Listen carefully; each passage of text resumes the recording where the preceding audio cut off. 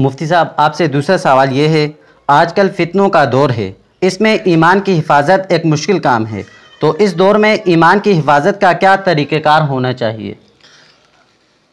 ईमान की हिफाजत के लिए बुनियादी तौर पर यह बात है, रसूलुल्लाह सल्लल्लाहु अलैहि वसल्लम ने फरमाया, फ़इन्ना यदल्लाहि मअल जमाअ व मन शज़्ज़ शज़्ज़ इलन नार। जामे तिर्मिज़ी में हदीस पाक मौजूद है, जल्द नंबर 2 में, हज़रत अब्दुल्लाह इब्न उमर रज़ी अल्लाह तआला अन्हुमा के वास्ते से।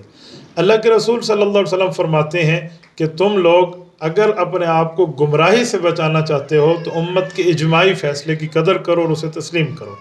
क्यों? इजमा के साथ अल्लाह ताला की मदद होती है। जो इजमाई फ़ैसलों से, उम्मत के इत्तेफाकी फ़ैसलों से कटता है, 1.5 इंच की अपनी मस्जिद बनाकर अपने पेट से तशरीह और उम्मत में अपनी ज़ात की बातें फैलाता है, तो ये चीज़ें जहन्नम को ले जाने वाली हैं। अल्लाह इससे महफूज फरमाए।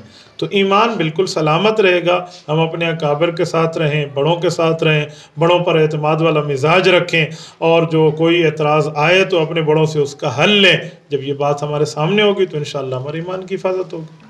मुफ्ती साहब, आपसे तीसरा सवाल ये है